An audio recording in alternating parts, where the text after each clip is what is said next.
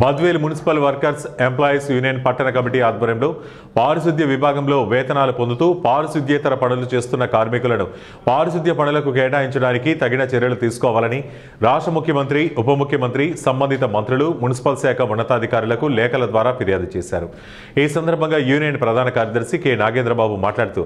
బద్వేల్ పురపాలక సంఘంగా ఏర్పడి దాదాపు 19 సంవత్సరాలు అవుతోందని, పురపాలక సంఘ పరిధిలో దాదాపు 1,00,000కు పైబడి జనాభా నివసిస్తున్నారని, పురపాలక సంఘంలో పారిశుద్ధ్య పనుల నిర్వహణకు ప్రస్తుతం రెగ్యులర్ కార్మికులు 9 మంది, అవుట్సోర్సింగ్ ఆఫ్కాస్ కార్మికులు 75 మందికి గాను 3 మరణించగా ఒకరు పదవీ విరమణ పొందగా ప్రస్తుతం 71 మంది, కోవిడ్-19 అదనపు కార్మికులు 22 మంది, ప్రత్యేక పారిశుద్ధ్య పనుల నిర్వహణకై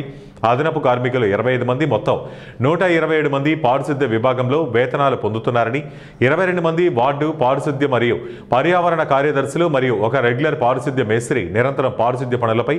పర్యవేక్షణ చేస్తున్నప్పటికీ వారు సరిపోరన్నట్లు 4 ఆఫ్కాస్ పారిశుద్ధ్య విభాగ కార్మికుల్ని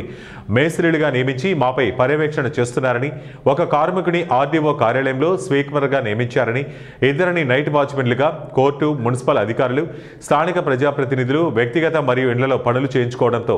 రాష్ట్ర ప్రభుత్వం ప్రతిష్టాత్మకంగా చేపట్టిన స్వచ్ఛాంధ్ర కార్యక్రమానికి కమిషనర్ తూట్లు పొడుస్తున్నారని, పెరుగుతున్న పట్టణ విస్తీర్ణం, జనాభాకు మెరుగైన పారిశుద్ధ్య సేవలు అందించడానికి గాను ప్రస్తుతం పనిచేస్తున్న పారిశుద్ధ్య కార్మికులపైన